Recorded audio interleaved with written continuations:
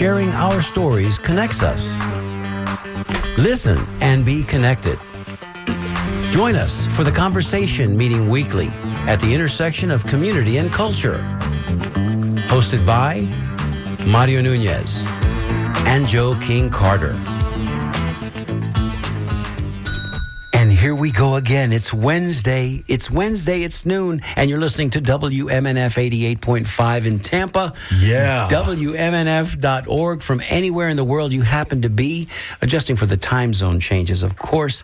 My name is Mario Nunez. Thank you so much for being there and listening today. As always, I'm seated alongside my able-bodied broadcast partner. Good afternoon. Joe King Carter here. Joe King Carter's on the scene.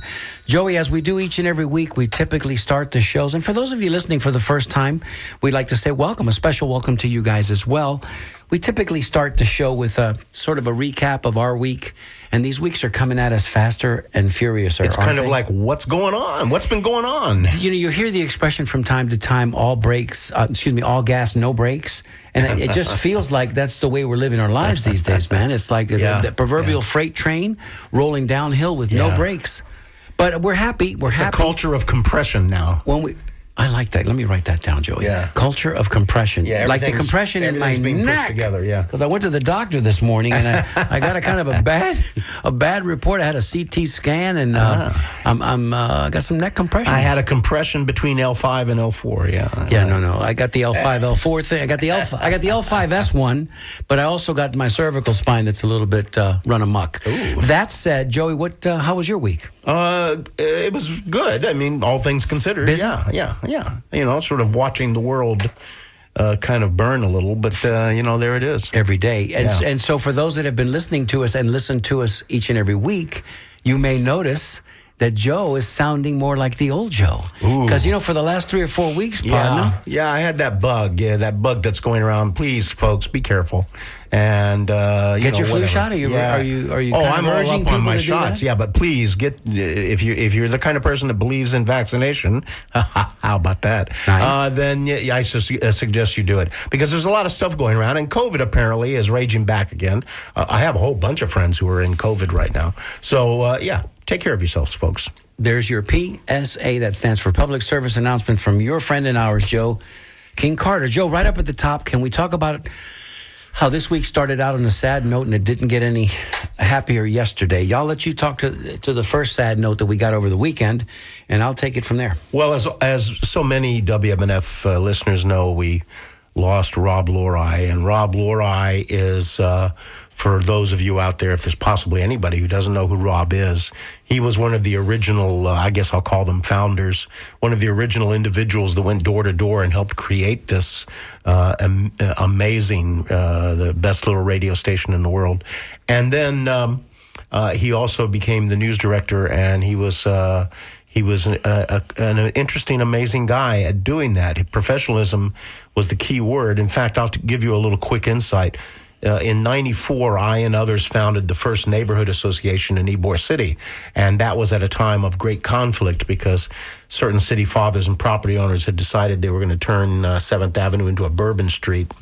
And there was a lot of stuff going on about noise ordinances and parking and crime and, all this stuff. And I became the president of this neighborhood association, and very rapidly, I started having microphones stuck in my face by the journalists from the major media stations, outlets, coming down to Ybor City to interview the president of the Residents Neighborhood Association. And I wasn't prepared for that. And after I got prepared, I learned how to speak in sound bites, by the way. And... which you're not doing now, but go ahead. Please continue. Right. But the point is that I found out that these individuals, very often, they're doing their job, and I don't mind that they're doing their job. That's fine. But what their job is about is to look for conflict, to look for something slightly salacious, if possible, to look for something that's sexy in the news, right? And then Rob Lorai interviewed me for the first time, and Rob Lorai interviewed me several times over those years that when things were cranking and cooking. And the I was immediately struck by Rob and wanted to get to know him as a person because he approached me completely different than any other media person. Tenor and tone. He was measured. He was intelligent. He was informed, and he wanted to get to the facts. And what he struck me with was his extreme professionalism. And I think that looking back now, one of the things I would say about Rob is his legacy is that he helped put WMNF in a very professional light as an organization, as a radio station, because he always approached the news with this kind of intelligence that is hard to find anymore in the way that our media is going, right? So, at any rate, that's my take on Rob as a person who became a friend, but ultimately I saw him as a person who was a major professional and really to be greatly admired for what he accomplished. That was the sad beginning to the week, and it didn't get much happier yesterday with the news of Tony Saladino, the second Tony Saladino Jr. passing. For those of us that have been in Tampa for any length of time, Tony, especially in the Brandon area, legendary public service along with his wife, Bertha. Tony was 89 years old and really gave his entire life to his community. His central focus was baseball and youth sports and youth baseball in particular. He was a teacher by trade. He taught elementary school phys ed, and then ultimately what led him to just a life of giving to his community. Tony was more than just a friend to a lot of us. He was family to me, as my oldest brother was married to his stepdaughter, the love of his life, Bertha's oldest child. So, we've known Tony for 8 decades or more, and consequently, we lost him yesterday. All 5'4" of him, but his heart was bigger than all outdoors, and finally, it was his heart that gave out yesterday. So we want to extend our condolences to Tiger and Misty, his children, to the community at large. Those of us that knew of him, the Tony Saladino baseball tournament every year has become a national event for baseball scouts, and we just he was one of one. I'll say that he was único, as we say in Spanish, and his likes will not be seen again. He was a conduit, Joey, and you're a lay historian, and you live in Ybor City. He was a conduit, really, born in 1936 in Ybor City, to those early days, right, from Ybor City and Cascaden Park and Jefferson High School. I mean, the trolley cars and all that we think about when we think nostalgic. He lived that, and he was the bridge between himself and his parents, which were the ones that came here in the turn of the century. So that was a big loss. And it just now occurs to me that both Tony and Rob were both individuals highly committed to their community.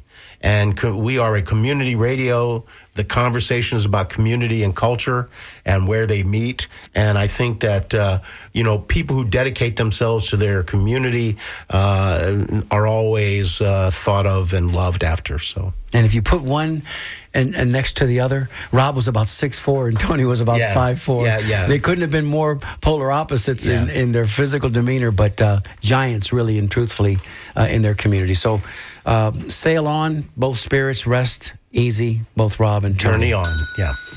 All right, Joey, let's get to our show today. Let's get to it. We've made our guest wait long enough. Oh, yes, absolutely. So, who's with us today in studio? So we have Alfred Goldberg. There he is. And this is where we go to the clappings. We're going to have to get that, Jessica. We're going to have to get that set into the there you go, into the sound effects machine. Audience applause. There you go, from the Jack Benny Show. And so, good afternoon, Alfred. Thank you. And as we always start all of our shows, we dig into the personal narrative of who you are and where you came from. So where did you grow up?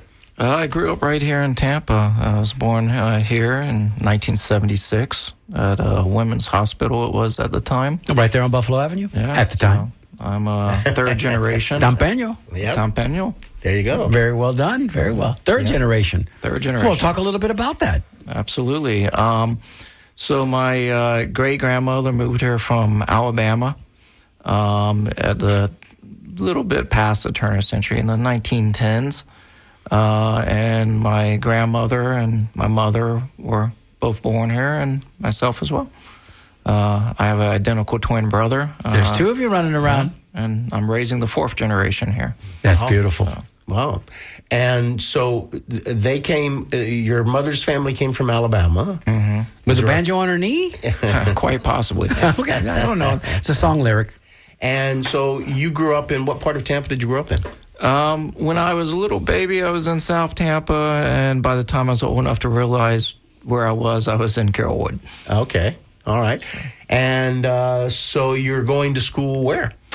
Well, the most significant would have been Jesuit High School. Okay. That's when I really started getting connected to the community.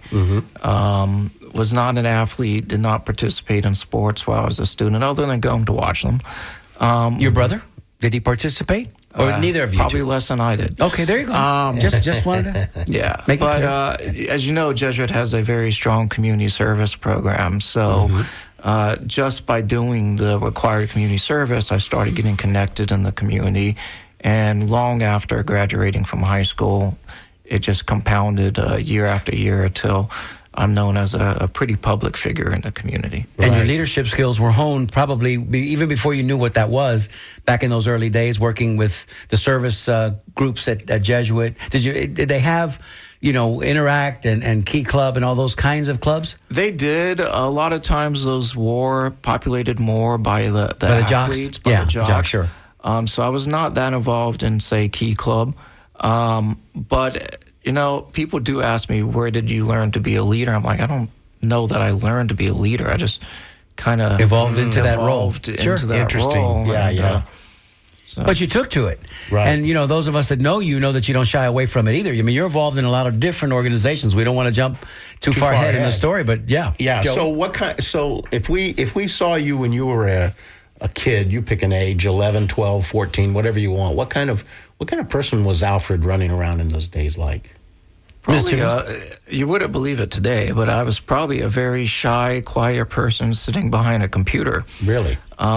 People who knew me back then they tell me when I run into them how surprised they are to see on social media the kind of stuff I'm involved in, because I was a very quiet, shy kid. I mean, I was a Jewish kid in Catholic school. That didn't really help. You were trying to reconcile that, huh? Yeah. How do you square that circle?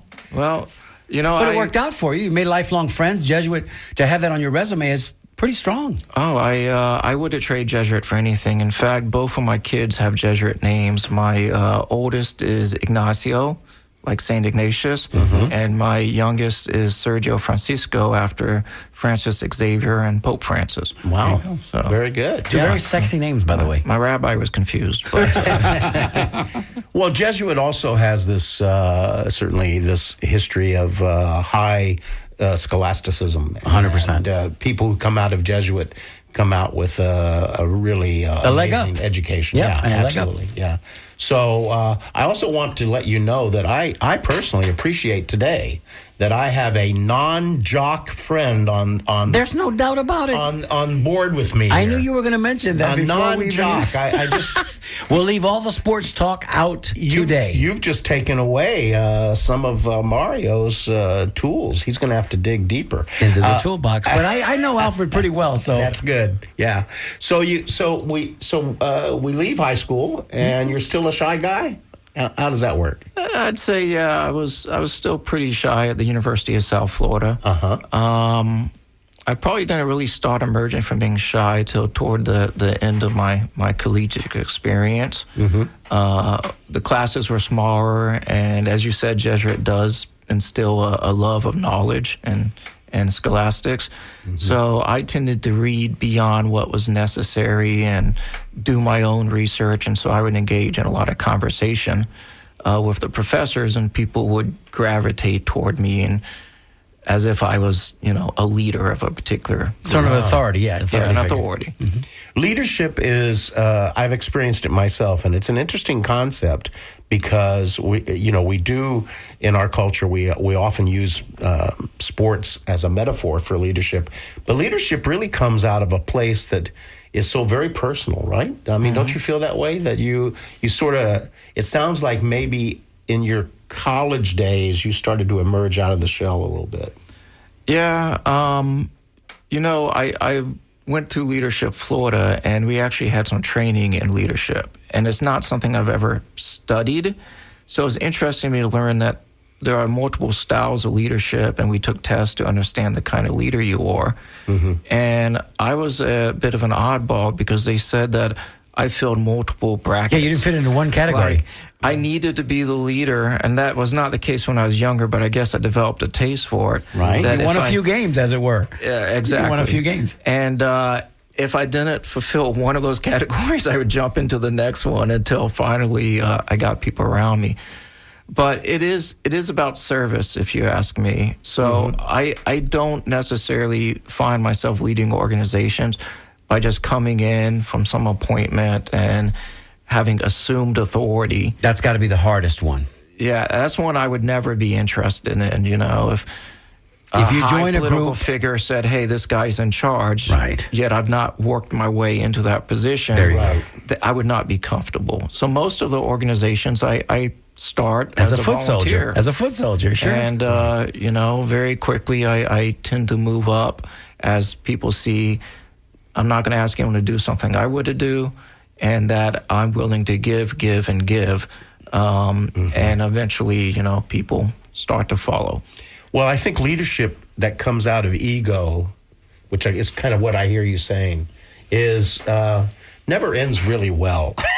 or leadership that's assigned, because that's the other one. The one that's assigned, you know, you put that person right. In a tough situation, because if they don't have the people skills right. to be able to to command that kind of presence and rally the troops, so to speak, there's going to be a mutiny on the bounty tomorrow. Yes. But if you come up through the ranks, like Alfred tends to do, quietly, stealthy, earning his bona fides by just completing the assignments, right. and everybody realizing, oh, that guy, yeah, he's the go-to guy. He gets it done. But I think you're right. If it's by appointment or if it's by ego, it's completely different. But if it's about service, that's really at the center of it all. Yeah. If you've ever served on a board where there are people who want to be on the board to say they're on the board, nah, that never works. Yeah, that's the 80-20 rule. Come back to haunt everybody. Yeah, right.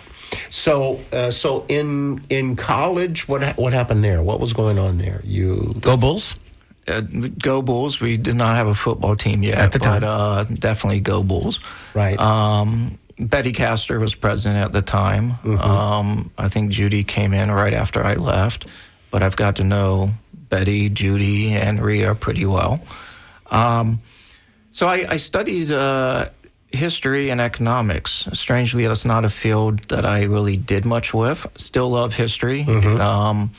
My wife teaches at the University of South Florida in the Judy Gincheft Honors College. Tamara Nemirovsky. There you go. She's also a local filmmaker. She might have been interviewed here before. Award-winning filmmaker. Award-winning filmmaker. Go on, Tamara. We see you. But so we spent a lot of time around history professors, and they tell me, thank God you didn't get into history because you still love it. And if you have to teach it, after a while, it just takes a little bit away from it. Yeah. Right. Yeah. Whereas I just always enjoyed it.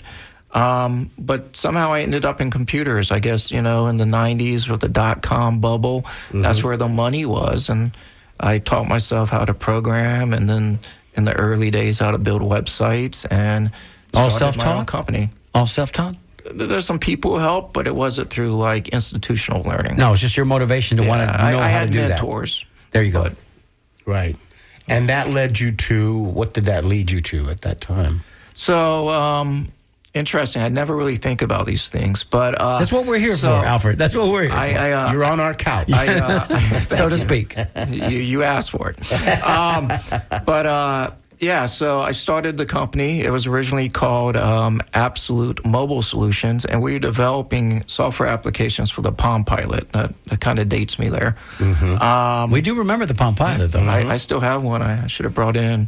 But it's worth money. He's a collector, you know. He's a collector. Yeah, so there wasn't as much of a call from mobile here in the United States as it was in Europe, and my business partner was a Romanian, and so I flew to Romania based off some information he gave me, and was just blown away by what I saw.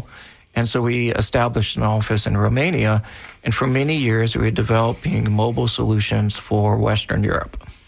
How old are you at the time, Alfred?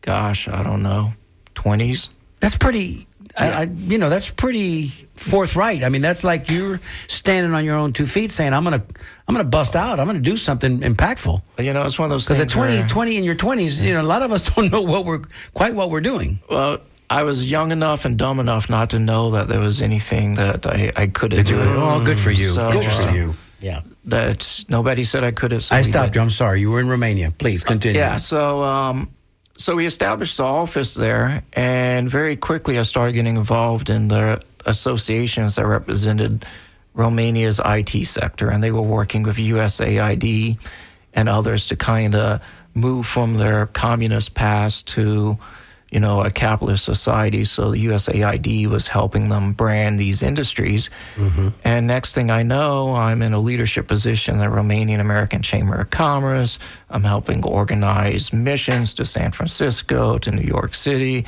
Of Romanian Leadership IT in full companies. effect. Leadership, Yes. on full display. Or as my wife calls it, unpaid work. So at a very young age, I was doing that, and I didn't even think twice about it. I just thought, hey, this is cool. It's international trade, brings me back to my studies in economics and history, and that just kept emerging, one thing after another. Okay, you're in this industry group. Now you're leading that industry group. Here's another industry group. Here's a national level. Till it got to the point where I said I got to be a little picky about where I'm spending my time, because I found myself spending more time in volunteer activities than building the business. You are having to make a living after all. I got to pay the bills somehow. Somehow. Right. Feed the bulldog. Goodwill does it keep the lights on. Right. So that's now all of that is really quite fascinating, and I think it also. I love the concept that I was too young To know any different. better. Yeah. This is so much of the adventure when we're young, right? If we had known really what was happening, we might have been intimidated, not done it. And super cautious about the whole thing. So your business is thriving, though. Yes. Yeah, we're celebrating 25 years this year. Right. But I mean, it was thriving then. It was doing really well back then. Yeah. As you were volunteering in all of these places. Okay. Yeah. Yeah. So then what? So what mobile happens? technologies evolved into advanced. I mean, I should say absolute marketing. In what? In how did that take place? So Jump a that. lot of the mobile solutions we were developing had marketing applications. We built one of the first mobile payment systems in Europe. It was called MoPay. It was completely SMS-based payments. Almost every app we built was just incredibly different. We were doing a lot on Nokia. This is Europe, so Sure. a lot of Symbian stuff. They were all very different, but they all seemed to be based around marketing.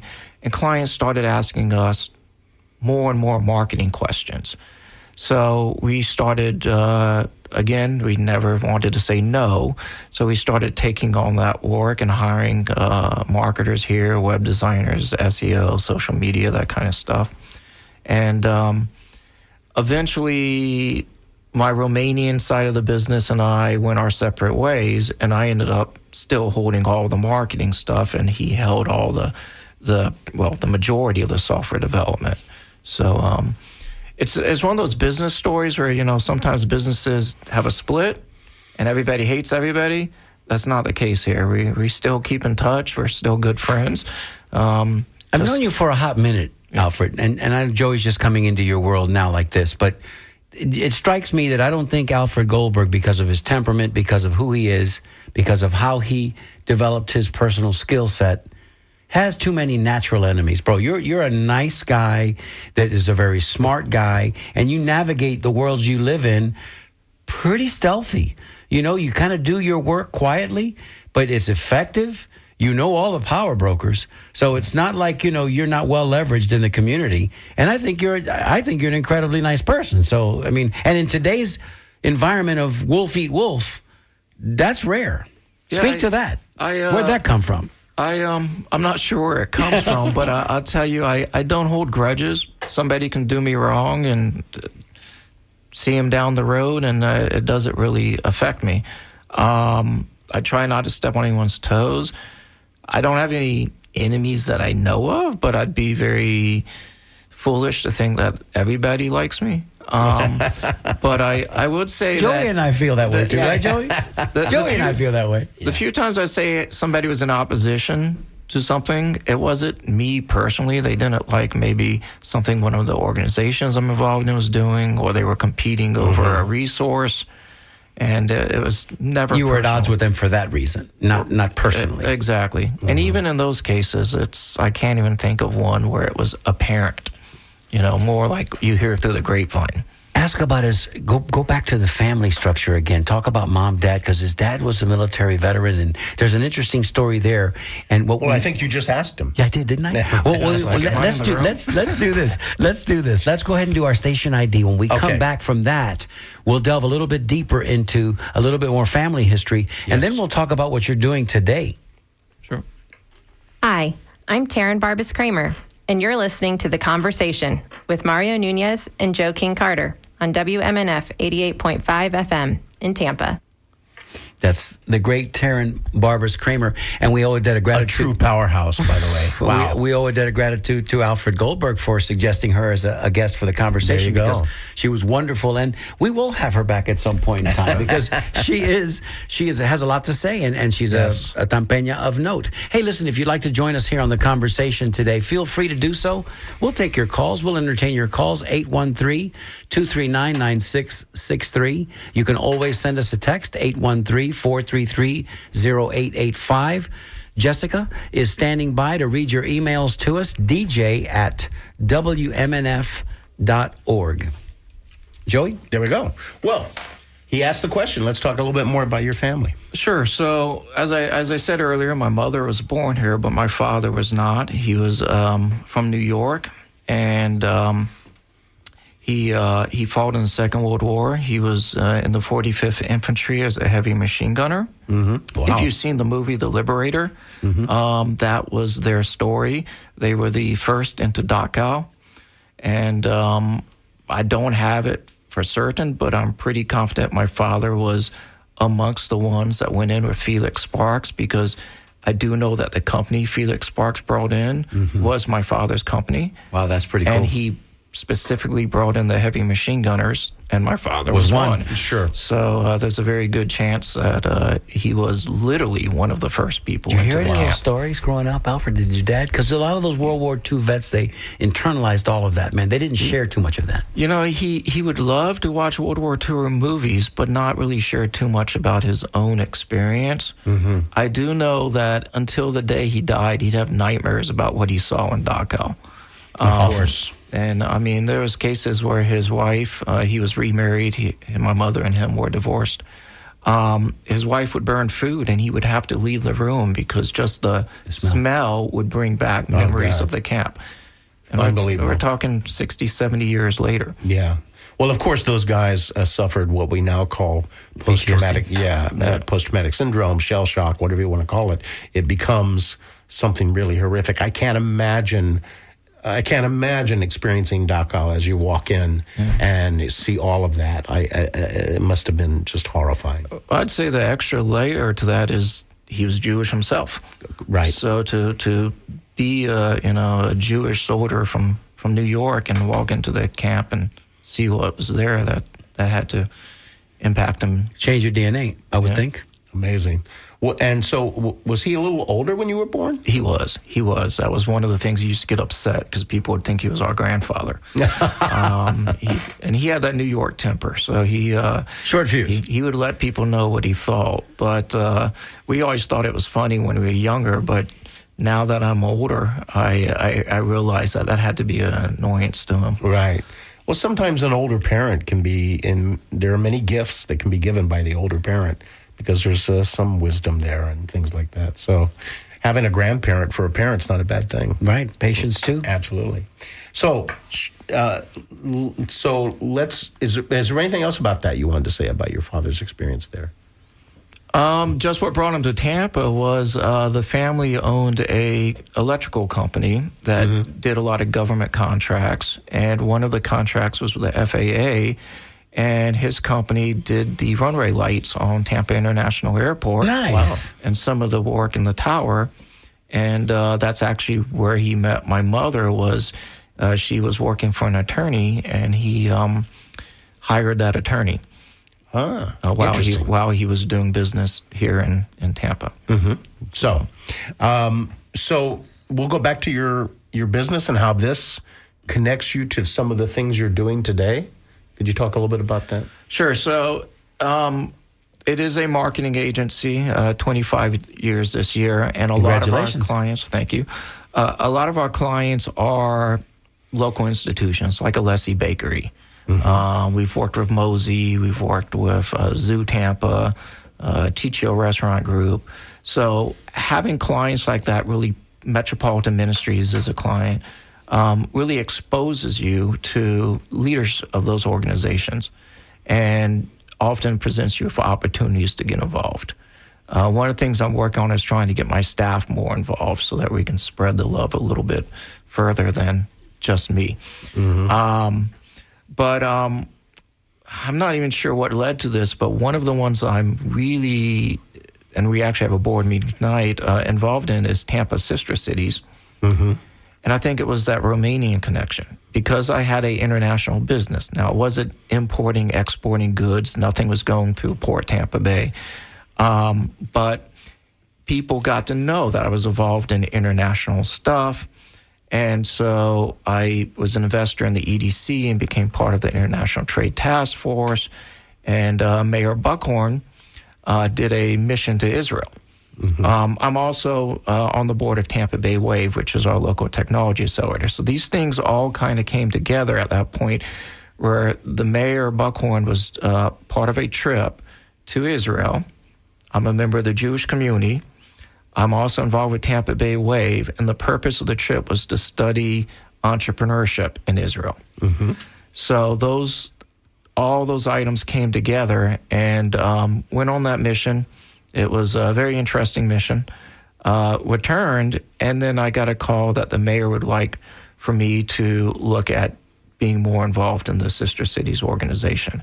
So when I checked it out and understood what it was all about, I realized this was exactly a place I needed to be because it's all about cultural exchange. Are you familiar with Sister Cities at all? Well, I was just going to ask you, I am a little bit because of involvement in Ybor City, but could you give sort of a very brief history of Sister Cities? So in 1956... I'll abstain because, of course, I was part of that group for a hot minute. Yes, Mario was on our board for a couple years. I was, and it was wonderful. Good experience. So Sister Cities was formed from President Dwight D. Eisenhower. After World War II, he had this belief that wars were caused by politicians, not by just your average citizen. And one of the dangers in the road is people not understanding other people. It was easier to demonize a group if you were not familiar with them. Right. So he created this concept of citizen diplomacy, people-to-people connections. And over the years, it's evolved a lot, but that's still at the core of what Sister Cities is. Now it's governed by a group called Sister Cities International in Washington, D.C., but Tampa's earliest chapter wasn't too long after it began. It was in the early late 1950s, and it was with Cordoba, Argentina. Was the first sister city relationship that Tampa formed. That is no longer an active sister city relationship, which is a shame because, ironically, that's the city my wife is from. And I actually was... Can we not renew that? Can we renew those old acquaintances? Oh, there's so much work right now. There is. But I can tell you, I was visiting her family, and we were driving down the street, and I looked out the window just casually at a stoplight, and the name of the street we were on was Ciudad de Tampa. Wow. So I asked, I said, what's that this all about? And her father said, oh, we're sister cities. And being on the board at the time, I thought to myself, are we? Yeah, really. I wasn't going to correct them. Theoretically, we're sister cities. Maybe he meant. I did get out, take a nice selfie with the street sign. Of course. And, so that was our older sister city. But the oldest active one actually is Barranquilla, Colombia. And next year we are celebrating 60 years with Barranquilla. I actually was just there in June, kind of an advanced mission to prepare for all of the different celebrations in both cities that we are planning to have take place. And they're varied from sports engagements to music to art, maybe some travel, maybe some business exchanges. As you know, you remember that we'll bring up a little sports for Mario here. Uh-oh. Be careful. The Tampa Bay Mutiny, Yes. big player is Carlos Valderrama. Yes. Who's from that area. Yes, he is. In June, when I went, his son gave me his original jersey. Well, it was a replica, but his jersey. And we are working very hard to see if we can't get him to come visit next year as part of the celebration. That would be an amazing get, my brother. That would be an amazing get. Listen, it's good to be Alfred Goldberg. Let's just establish that right up front. Seems like it to me. You know, he's always behind. He always gets backstage passes, man. Mm-hmm. And if you hang with him, sometimes you're lucky enough you go along with. He also, by the way, we're on radio, but I did a little research, and I realized that He's a hatter. He's like you and me. He is a person who understands the standing out image of being dapper and very Properly festooned. very well dressed, Properly Absolutely. festooned. If he's going to an event in Barranquilla, believe me, he's going to be dressed the part. Yeah, you're going to know who he is. How many sister cities do we have? We have 12 current sister cities. We have a couple cities that are in process. They may or may not eventually become sister cities. Mm-hmm. And both Mayor Castor and Mayor Buckhorn have expressed that we do not, as a city, want any dormant sister cities, that if we have one that's Active. not very active, we need to Replace them with an active one. either replace them, but preferably, because, I mean, these are sisters. You don't dump a sister. Just revitalize her, reinvigorate. Yeah, find a way to reinvigorate Mario, you them. don't dump a sister. I got it. I got it. They're not girlfriend cities, boyfriend cities. Here's, Right. here's a test for you, Alfred. Give us the list of those cities, because, I'll help you if you don't remember them all. Oh, wow. Test on air. Yeah, not well, next month, there's actually a trip to our Sicilian sister city, Agrigento. Argento, yes. Then, as I said, I just got back from Barranquilla, Colombia. Colombia. There is Le Havre, France, which we last visited in 2022. Dublin, South Dublin, Ireland. Ashdod, Israel. Porto Alegre, Brazil. Brazil. Veracruz, Mexico. Mexico. Without the list in front of me, you're Spain. Spain. Heraklion, Crete in Greece.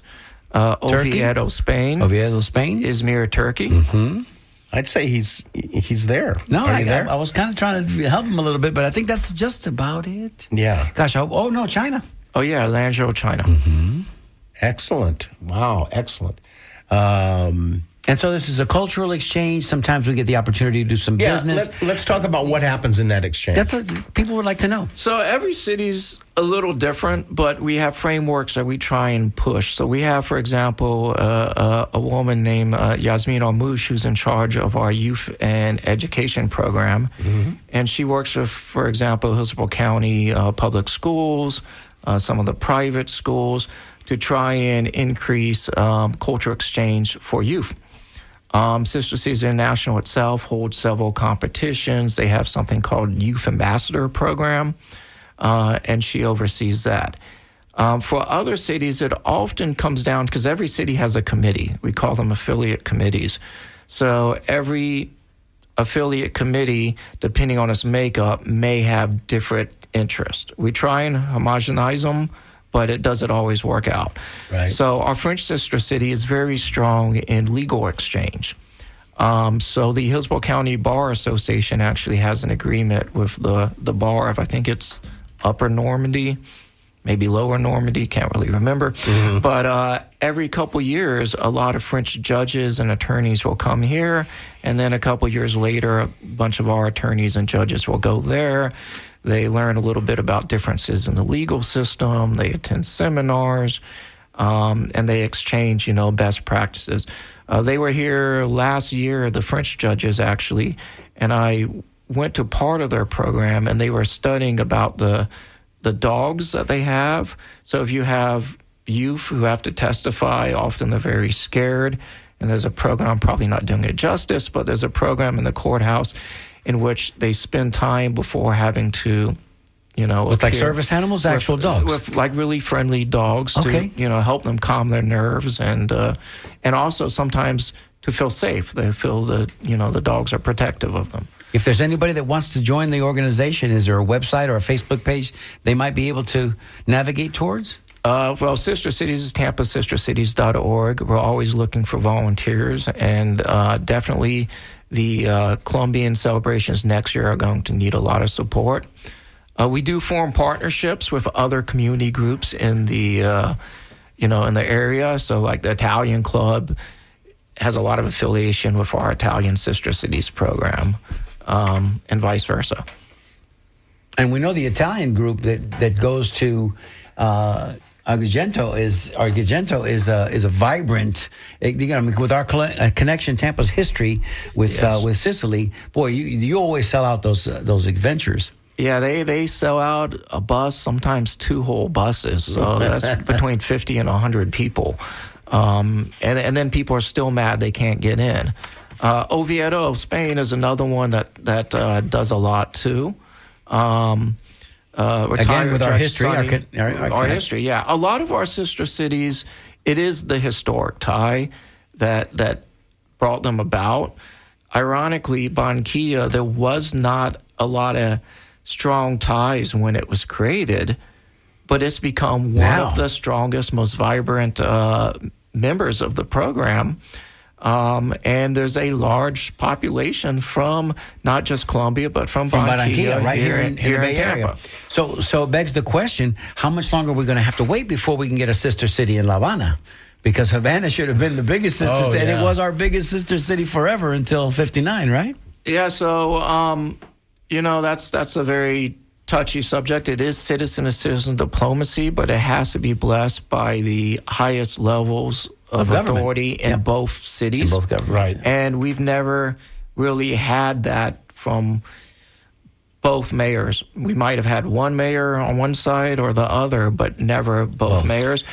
I actually went to Cuba with the Chamber of Commerce, that don't even know how many years ago, but it was during the Obama administration. Right. And we went there with all the history of Ybor City, all the history of Tampa, expecting to, feel some sort of, we haven't seen you in so long. Welcome back. That's not what happened. They had no clue where Tampa was. The history was unknown, which, I found very depressing. Yeah.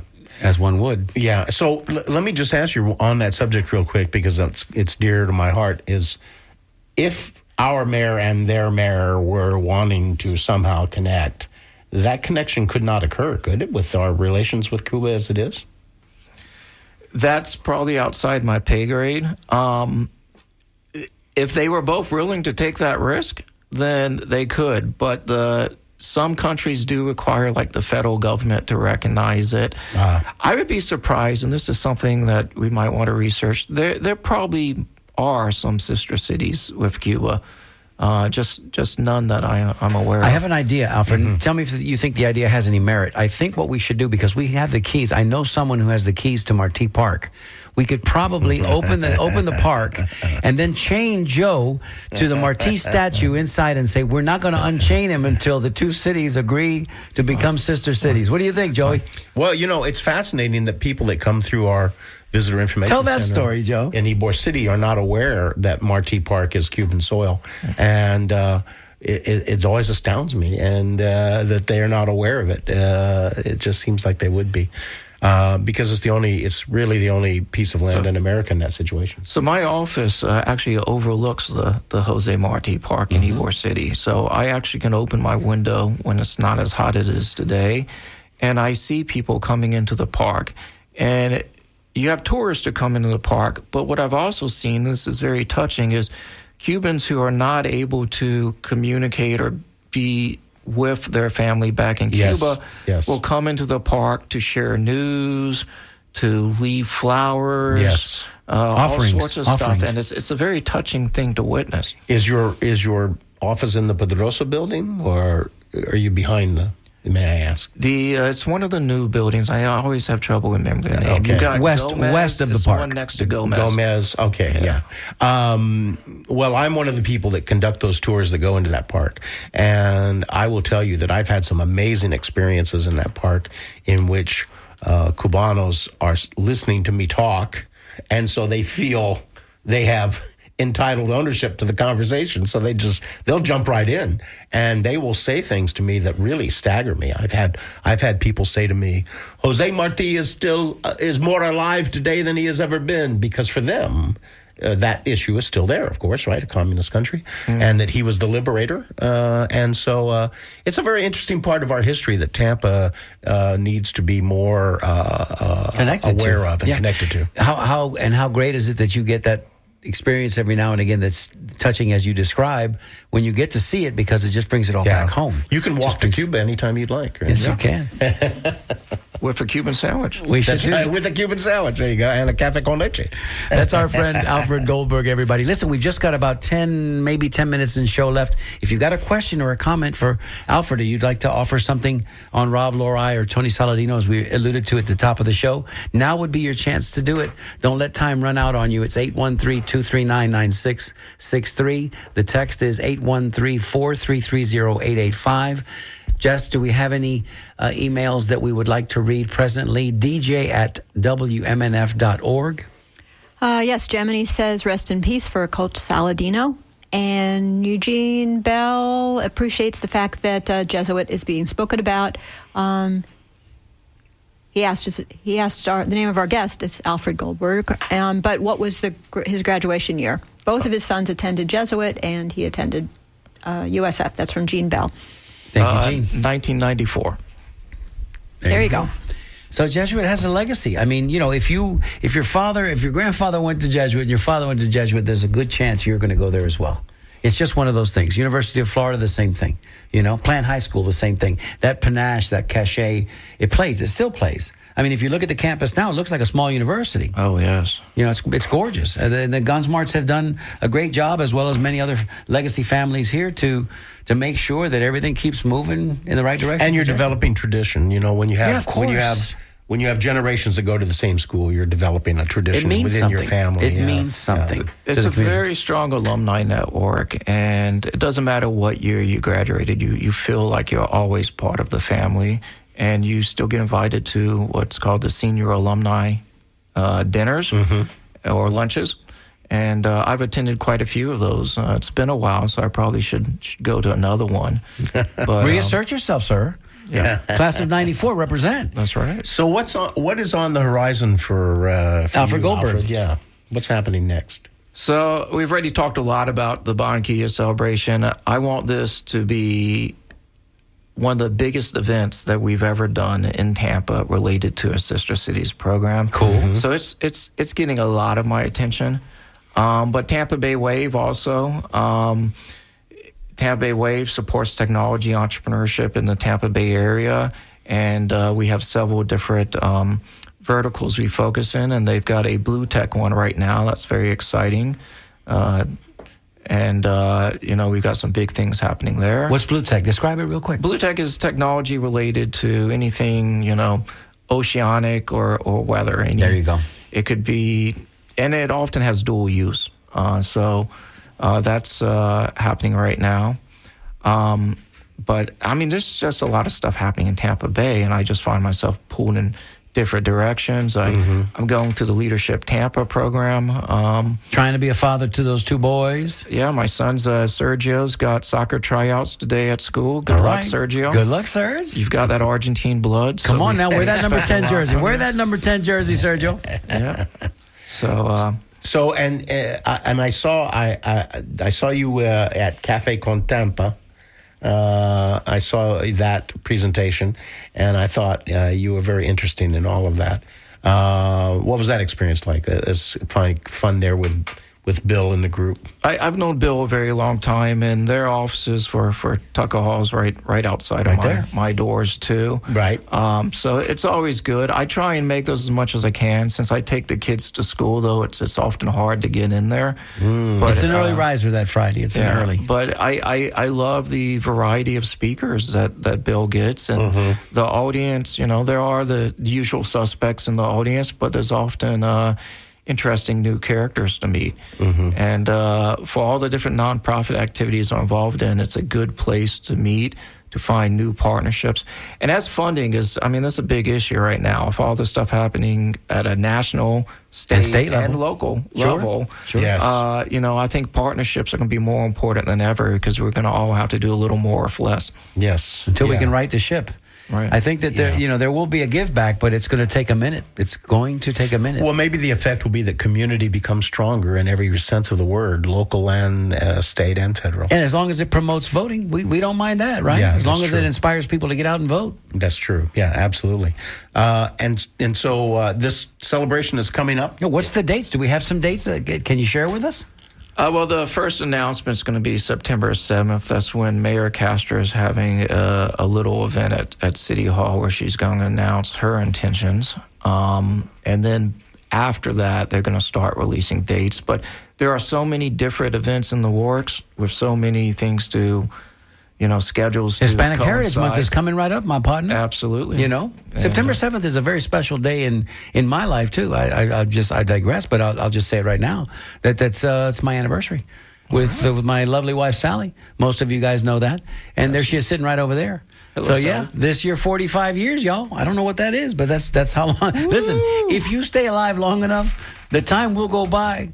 Alfredo, when I met you, you had hair. And you don't have no hair now, so you know what I'm saying? I've always said Sally's a saint, but 45 years, that's amazing. a special kind of saint. They're bronzing the statue as we speak, I'm telling you. But yes, happy anniversary early, baby. But Yeah. Hispanic Heritage Month is always big here because the city does a lot of events. And Tampa Theater's always got something cooking, and there are events in the evenings, and, we have a lot of culture here. And I'd like to Joe's point, I'd like to see a lot of that come back. You remember the old Fiesta days? Yes. And I share that with some of the I'd call them newcomers, and they have no idea that we had those level of celebrations. And the queens of the Fiesta often would go to Barranquilla and participate in their carnival. That's right. Which I believe it's the second largest carnival in the world next to Rio de Janeiro. Outside of Brazil, right. So, Well, I know that I know that Drew Newman at Cuesta Rey at the Newman Cigar Factory has been heading up an idea about a Founders Day. October 5th is when Vicente Martinez Ybor signed the original contract for land. So we sort of see that as a date. And April 13th is when the first cigar was rolled in. And that would be the appropriate date to open up the new niche boutique hotel that they're refurbishing across the street from. Absolutely, October 5th. Yeah, Probably yeah. not going to be for a couple of years. Yeah, right. Because that building needs a lot of TLC. But this will be the 140th anniversary of Mr. Ebor's purchase of property, and what Drew is wanting to do is start Remind everybody. and start building on the 150th a decade from now. Really get that celebration up. Oh, that's going to be amazing. something you should probably be involved in. at some oh, level. absolutely. And Ybor is going to be unrecognizable by then, I think. And Yeah, so it's changing a lot. So much development. Yeah, absolutely. But let's make sure that we don't let them forget who and where we were and where we came from. I'm just going to suggest that right now. Alfred, anything else you'd like to say in the last minute and a half that we've got left? Have we left anything out? I'm sure I'll think of something as I'm driving back to the office. But As it always works out that way. Thanks for listening, everybody. Of course. And if you're not involved in the community now, I highly recommend doing it. It just opens up so many opportunities, and I think everyone should have that experience. yes, Tampa's a great city. it and grows the soul. It still has a lot of upside left. I think a lot of people think that yeah. we're saturated. We got too many people in here now. And an argument can be made that we do have a lot of folks here, but it's up to us. It's incumbent upon us to remind everybody of our place in this community, Tampa, Yeah, as it relates to Tampa Bay. Mario, one thing people tell me about Tampa who are not from Tampa is, unlike many cities, Tampa, everyone is approachable. There's a lot of cities where you have to live a very long time, if ever, to get through certain doors. Doors are open here. And that makes it, I think, a lot easier to get involved in the community and get things done. Absolutely. Maybe the friendliest little big town in Yes. the U.S. That's Yes. a good description. I love it. Joey, what's coming up next? Well, as always, special thanks to Jessica, our OG of the board. And How long has she been doing this now? It seems like you say that every week, our OG of the board, our OG of the yeah, board. she's been doing it for a long time. What did she tell us earlier? 13 years. 13 years. Every Wednesday for 13 years. Oh, my God. We need an anniversary party. And also, I want to thank Hazel for taking our calls and in there. Yeah. We saw a working couple away. of calls. They didn't wait too long, though. Yeah. They didn't stay too long on the air. And then coming up next, it's the Music Wednesday with Doug Rink. And so there it is. Well, Joey, as always, man, we just, we love being here on Wednesdays, do we not? Absolutely. And we hope that today's show you found fascinating and interesting and educational, any one of those three components, because Alfred does have a wonderful story to tell, and he tells it wonderfully. Thanks, Alfred, for coming in today. Thank you, sir. My pleasure. Thanks, everybody, for listening. And once again, we are The Conversation. We'll see you next Wednesday on the radio. You're listening to WMNF Tampa.